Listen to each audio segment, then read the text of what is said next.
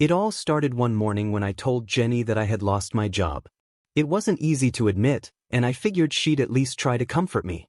I had just come back from a long meeting with the company, and as soon as I stepped through the door, I felt like the weight of the world had been lifted. I had always prided myself on being the one to provide, on being the guy she could rely on for everything. But now, I was facing the harsh reality of not having that security to offer anymore. "I've got something to tell you," I said as soon as I walked in. Her back was turned to me as she was getting ready for the day, brushing her hair. "I lost my job today." I waited for some kind of reaction. Maybe a comforting hug, or her asking how I was feeling about it. I wanted her to show that she cared. But instead, she turned around slowly, her face unreadable. Her eyes flickered for a second before she composed herself. "How bad is it?" she asked, her voice flat. I explained that it wasn't a temporary setback. My position had been eliminated, and the company was restructuring. The usual HR jargon that felt like a gut punch every time I said it aloud. I was still trying to process it, trying to make sense of what this would mean for me, for us, for everything we had worked for. And there I was, staring at her, waiting for her to say something, anything. Her response, though, was not what I expected. "So, what does this mean for us?"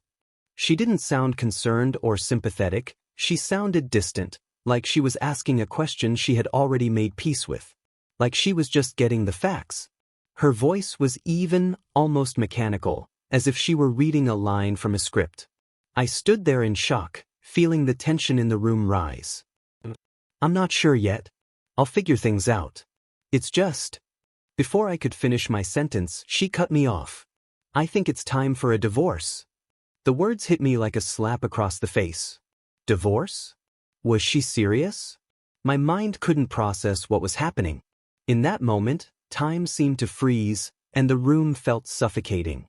I stood there, frozen in place, trying to wrap my head around what she had just said. Divorce? How could she be so quick to throw everything away? Was it that easy for her? It felt like a dream, but it wasn't a dream, it was reality. My reality. Her eyes were fixed on mine, but I couldn't read her expression. There was no emotion in her face, no anger, no sadness. Just calm. As though she had already made up her mind, and this was the natural consequence. I had lost my job, and somehow, that was enough to shatter everything we had built together. "You can't be serious," I said, trying to sound calm, but my voice cracked. I felt like I was gasping for air, struggling to find my footing. "We've been together for 5 years. You're just going to give up on everything because I lost my job." She didn't flinch. "I didn't sign up for this, Mark. I didn't marry you to be broke, to struggle. We've always had everything we needed because of your success, and now that's gone. I'm sorry, but I can't keep pretending it doesn't matter." Those words stung more than I could have imagined. They hit me like a punch in the gut, knocking the breath out of me. For a split second, I almost felt like I was suffocating, like the weight of the reality she was presenting to me was too much to bear. This wasn't about love. This wasn't about a bond or commitment. It was about the lifestyle I had given her, the comfort, the security. And now that was gone, so was she. "Jenny, you can't be serious," I repeated, my voice softer this time, more broken than before. "You've known me for years, you know who I am. What I stand for. It's not just about the money." She shook her head, her eyes distant. "It's always been about the money. You can't see that, can you?" The silence between us stretched on, and I couldn't look away. This was it, the moment everything had changed. The moment I had been dreading for so long. All of the warning signs had been there, scattered throughout the years, but I had ignored them. I had convinced myself that our love was real, that we were in this together. But now, standing here, hearing her words, I realized how wrong I had been. Without another word, she turned and walked out of the room. She packed her things quickly, almost methodically, while I stood there, paralyzed. She didn't offer a hug, a word of comfort, or even an explanation. She was already gone, and all I could do was watch as she walked out of the door. She didn't even look back. I didn't know what to feel, anger, sadness, relief. I was numb. Part of me felt a strange sense of relief, like a weight had been lifted off my shoulders. The years of trying to prove myself, of worrying about keeping her happy, of doing everything to maintain this image of a perfect marriage, it was over. And it wasn't my fault. I hadn't done anything wrong. But in the end it didn't matter. Because Jenny wasn't in love with me. She was in love with what I could give her. I could have been angry, but there was nothing to be angry about. She had just shown me exactly who she was. And I had just been too blind to see it until now. The days that followed were strange. I didn't know what to do with myself.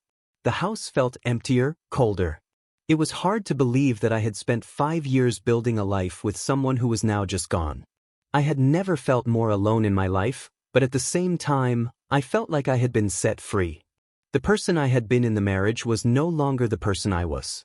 I wasn't defined by the wealth I provided or the image I had created for her. I was just me. It didn't take long for me to come to terms with everything. Jenny was gone, and I was left to pick up the pieces. But there was something else she didn't know, that I hadn't actually lost my job. In fact, I had already started building something bigger, something I was passionate about. My startup had been growing behind the scenes, and it was thriving. The moment I had told her about losing my job, I knew what the outcome would be. It was a test, one I had set up without even realizing it. And her response, her immediate decision to leave, to end our marriage, confirmed everything I had feared. She wasn't in love with me. She was in love with my wealth, the life I could provide. And when that life was threatened, so was she. It wasn't about me, it was about her. It always had been. As I sat in the silence of the house that used to be filled with her laughter, I felt a strange peace settle over me. Jenny had shown me who she really was. And now I could finally focus on what really mattered, myself. I was done playing the role of the husband who had to give everything to make her happy. I was done living for someone else's approval. It was time for me to move on. For real this time. The first few weeks after Jenny left were a blur. I spent a lot of time in the silence of the house, pacing around, trying to find my bearings. It felt strange, almost surreal, to be alone after all those years. For so long, my life had been defined by her. The dinners, the weekends away, the parties where we were always the center of attention, everything had revolved around her desires, her comfort, her needs. And suddenly, that world was gone. I didn't know how to feel. Part of me was angry that she could throw everything away so easily, that she could discard me so effortlessly once I wasn't the man she wanted me to be. But another part of me felt a strange sense of relief. Like I had just broken free from a cage I didn't even know I was trapped in. I had spent so much time trying to live up to her expectations that I had forgotten who I really was, what I really wanted. And now, I had a chance to rediscover myself. I started to focus on the business I had been building in secret. The moment I had started working on it, I had felt a spark, something I hadn't felt in years. It was challenging, invigorating, and freeing all at once. It wasn't just about the money. It was about building something real, something that I had created from scratch. And the more I poured into it, the more I realized how much I had neglected my own dreams while I had been focused on keeping up with Jenny's lifestyle. I threw myself into work, and the results were evident almost immediately. My startup, which had started small, began to grow. Clients came in, the word started to spread, and soon, I was pulling in more revenue than I had ever imagined. It felt good. It felt like I was finally doing something that mattered, something that had meaning beyond the material world Jenny had been so obsessed with. I also started taking care of myself in ways I had never done before. During our marriage, I had let myself go. I had spent so much time trying to keep her happy that I had forgotten about my own health. But now, I started working out again. I joined a gym, hired a personal trainer, and within a few weeks, I could feel the difference. My body was stronger, leaner, and I started to feel more confident. There was a sense of power in taking care of myself, something I hadn't felt in years. The more I focused on rebuilding my life, the more I realized how much I had sacrificed for someone who didn't appreciate it. Jenny had never cared about my personal growth. She had cared about what I could give her, about the comfort and the luxury. She didn't care about who I was as a person, just about who I could be for her.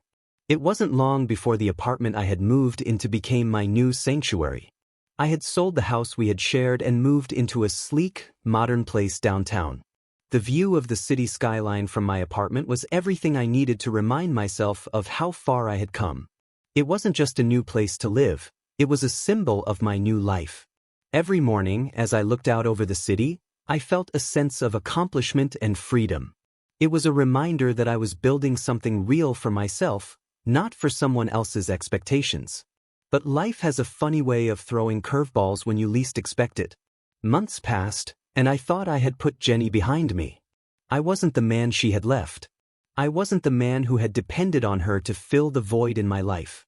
I had found my confidence, my purpose, and I was thriving in ways I hadn't thought possible. But then, one afternoon, as I was running errands, I saw her. I was walking out of a coffee shop when I saw her across the street. At first, I thought it was just someone who looked like her, someone who resembled the woman I had once loved. But as I looked closer, I realized it was her. Jenny. She looked different. Her hair, once perfectly styled, was now messy. Her clothes were no longer the carefully curated outfits she used to wear. Now, she was wearing something simple, almost too plain. She looked disheveled. Not the put-together woman I had known, but someone who had fallen out of step with the life she had once led.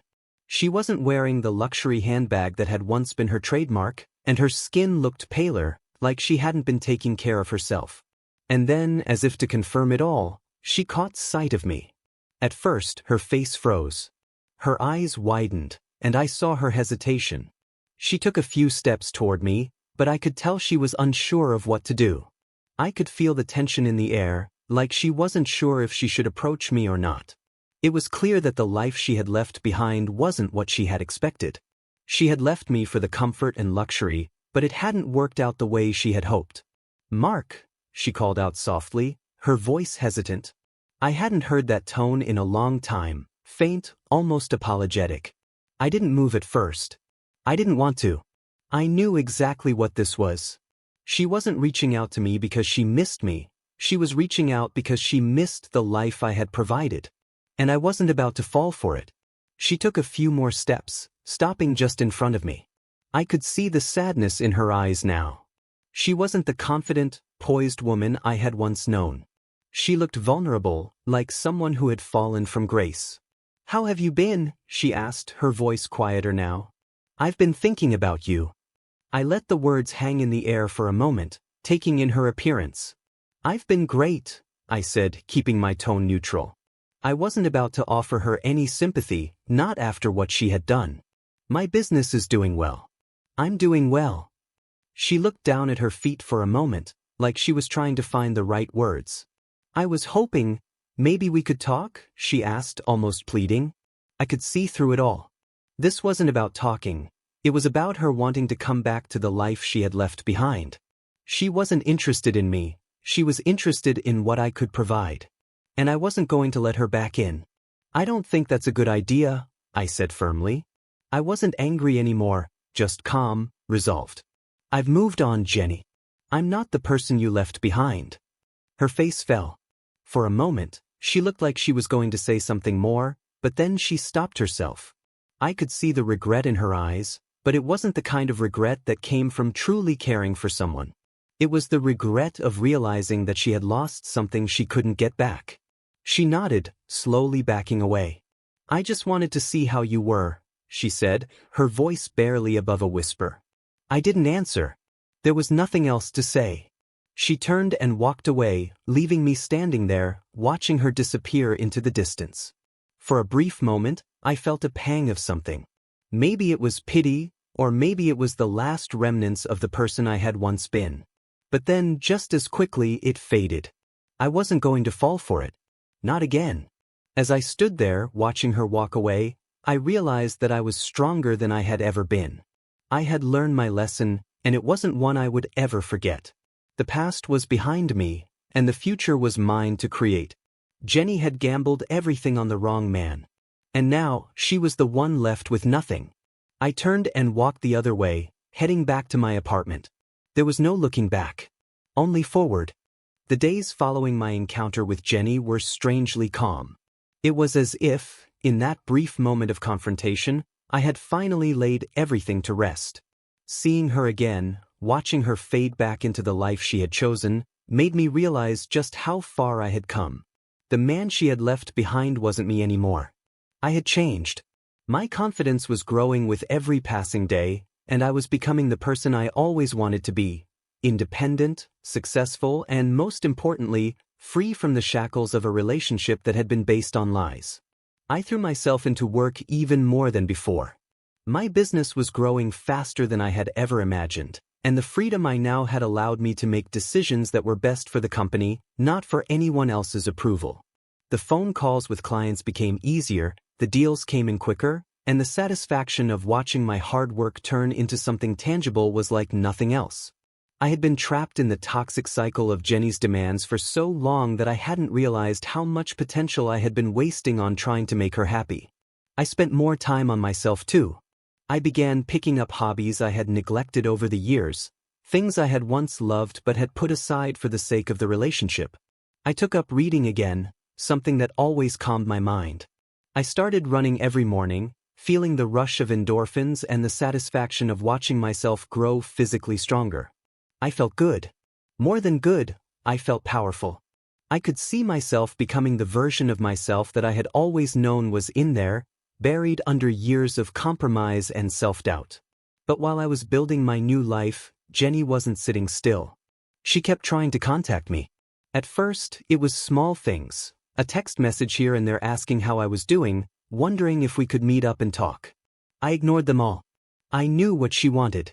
She wanted back in. She wanted the lifestyle she had walked away from, and I wasn't about to give it to her. Not after everything she had done. Then she escalated. She reached out to some of my friends, asking about me, checking in to see if I was okay. When that didn't work, she turned to social media. I saw one of her posts, a picture of us from a few years ago, when we were on a vacation in the Bahamas, smiling and carefree. The caption was cryptic, but it was clear she was trying to send a message. Sometimes, you don't realize what you've lost until it's gone. It was subtle, but the message was unmistakable. She was trying to pull me back in. I thought about responding, but then I remembered what I had learned. Jenny wasn't capable of love, not in the way I needed. She was driven by material things, by the lifestyle that came with being married to someone successful. I was no longer interested in that version of her. I had moved on, and I wasn't going to let her drag me back into a life that didn't fulfill me. But then something unexpected happened. About a month after the initial encounter, I got an email. It was from a journalist, someone I had never met before, but his name sounded vaguely familiar. I opened the email with a sense of curiosity. It was brief, to the point. "Hello, Mark. I'm writing an article on your former wife, Jenny. I've come across some information that I believe could be of interest to you. I would like to discuss it with you when you have a chance. Best regards, James McCarthy, investigative journalist." At first, I thought it might be a scam, but something about it caught my attention. It wasn't just about her, it was about me too.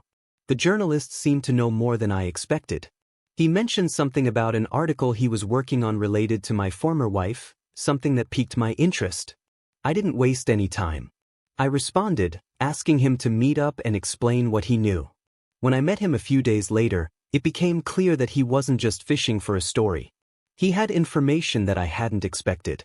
"I've been looking into your ex-wife for some time now," he said as we sat in a small coffee shop downtown. "She's been involved with a number of high-profile individuals in the past few months.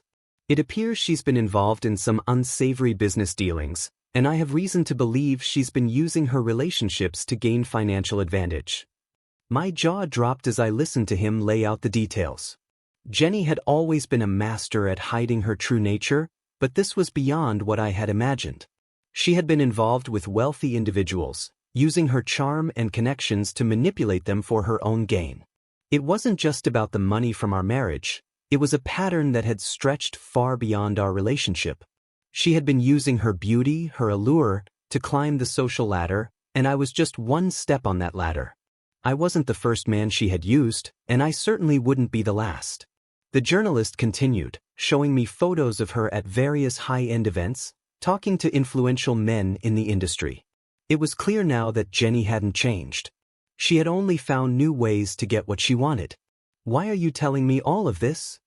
I asked, my voice steady despite the shock I was feeling. "Because it's not just about the money, Mark," James said, leaning forward. "It's about the truth. Jenny's been playing a game, and it's time someone exposed her for what she really is. I think you deserve to know what she's been up to. You deserve to know the truth." The truth. That word echoed in my mind. I had always suspected that Jenny's love for me had never been real, but now I had the evidence to prove it. She wasn't just someone who had moved on after our marriage. She had used me, used our life together, to fuel her ambitions. And now, she was trying to come back into my life as if nothing had happened. I felt a surge of anger, but it wasn't for the reasons I had expected. It wasn't about the betrayal, it was about the fact that she thought she could just waltz back into my life after everything. She thought I would take her back because of the life I had built. But that wasn't going to happen. Not now. Not ever. James offered to help me expose everything, but I wasn't sure I wanted to go that route. I had my own plans. I didn't need to use her as a pawn in a media game. I didn't need to tear her down to feel better about myself. But I wasn't going to let her use me again either. I had built something real for myself, something I had worked hard for. And it was time to show her that I wasn't the same man she had left behind. I sent a message to Jenny later that day. Simple, direct. "I know what you've been doing. And I'm not interested in playing your games anymore. Don't contact me again." I didn't wait for a response. I didn't care what she said. I had made my decision. And for the first time, I felt truly free. I had learned my lesson. Jenny had used me once, but I wasn't going to let her do it again. I moved forward with my life, and it was better than I could have ever imagined. My business grew, my confidence grew, and I realized that the future was mine to shape. Jenny had thought I would crumble without her, but instead, I had become someone stronger, someone more successful, someone who knew his worth. I had passed the test, without even realizing it, and the future ahead of me had never looked brighter. The days and weeks that followed felt like a blur, but they were a blur of progress, not pain. It was as if the world had shifted into focus in a way I had never experienced before. I had come out of the ashes of my marriage, stronger, more aware of who I was, and fully in control of the direction my life was heading. And honestly, it felt damn good. For the first time in years, I wasn't waiting for someone else to give me validation or approval. I had earned everything I had, and I was proud of that. The first few months after the email from the journalist were all about growth, personal and professional.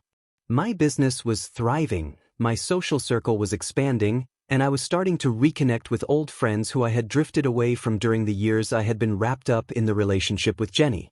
I was becoming the person I had always wanted to be, but had been too afraid to pursue. I started to travel more for work, and I even made time for vacations, solo trips to places I had always wanted to visit. It was freedom in its purest form. No more compromises, no more holding back. And then came the phone call. It was an unknown number, and at first, I almost didn't answer. But something told me I should. "Mark?" a voice said, and I immediately recognized it. It was Jenny. I had already made up my mind about this. I wasn't interested in revisiting the past, and I wasn't going to entertain any more of her excuses. But hearing her voice, after everything that had happened, threw me off for a second. "Jenny," I said, my voice steady, almost disinterested. "What do you want?" I just wanted to say that I've been thinking about everything," she started, her voice wavering slightly. "About us. About what happened. And I know I messed up. I'm sorry." I leaned back in my chair, staring out the window at the cityscape before me. I had come so far, and now she was trying to crawl back in with some half-hearted apology. I had already closed that chapter of my life. Jenny wasn't my problem anymore. I cut her off before she could say anything more. "Jenny, I don't need your apology. I don't need anything from you. You made your choice and I made mine. This doesn't work anymore." "But Mark," she tried again, but I wasn't about to let her drag me back into her world of manipulation. "No," I interrupted, my voice firmer now. "We're done. I've moved on, and I suggest you do the same." There was a long silence on the other end of the line. I could almost feel her confusion, her frustration, as she processed my words. But I was resolute. This wasn't a game. Not anymore. "I don't know what you want from me, Jenny. We can't go back to what we had. You made your choices, and now I'm living the life I've built for myself. You're not a part of it anymore," I continued, my words clear and final. I could hear her breathing, a few shaky breaths as if she were trying to hold back tears, but I wasn't about to fall for it. She had already shown me who she really was. This was just another attempt to regain control over a situation she had lost. I wasn't interested in playing her games. "I'm sorry you're struggling, but I'm not your solution. You need to figure this out on your own, just like I did," I said, my voice firm. "Goodbye, Jenny." And then I hung up. That was it. The final nail in the coffin. It wasn't dramatic. It wasn't a cathartic moment. It was just closure. The closure I had been waiting for, but didn't need to seek out. It came naturally because I had let go. The days after that call were filled with a sense of calm. I didn't feel the need to reflect on our past anymore. Jenny, for all her faults, had been a stepping stone. I had learned so much about myself, about love, about trust, and about strength. And I had come out the other side better for it. I kept building my business, which was now thriving beyond my wildest expectations. Clients were flocking to me, and I was being recognized for my expertise. I even hired a few employees to help manage the growing workload, people who believed in the vision I had been developing quietly for so long. It felt good to know that everything I had worked for wasn't just about survival, it was about creating something that would last. But beyond the professional growth, I started living for myself in ways I never had before. I made new friends, I explored new passions, and I embraced the freedom that came with being unencumbered by anyone else's expectations. I didn't need to be anyone's source of validation. I was enough on my own. I started dating again, but this time with a sense of caution. I didn't rush into anything. I had learned the hard way to trust in myself, and I wasn't about to make the same mistakes.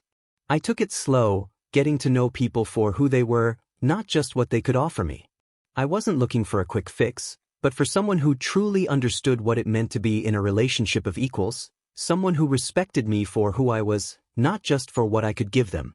One evening, as I sat on the balcony of my apartment, overlooking the city that had come to represent everything I had rebuilt, I thought about how far I had come. The man I was now was someone I could be proud of. I had rebuilt my life from the ground up, and while it hadn't been easy, it had been worth it. I had learned to rely on myself, to trust in my own abilities, and to understand the importance of self-worth. Jenny had been a part of my life, but she was no longer my story.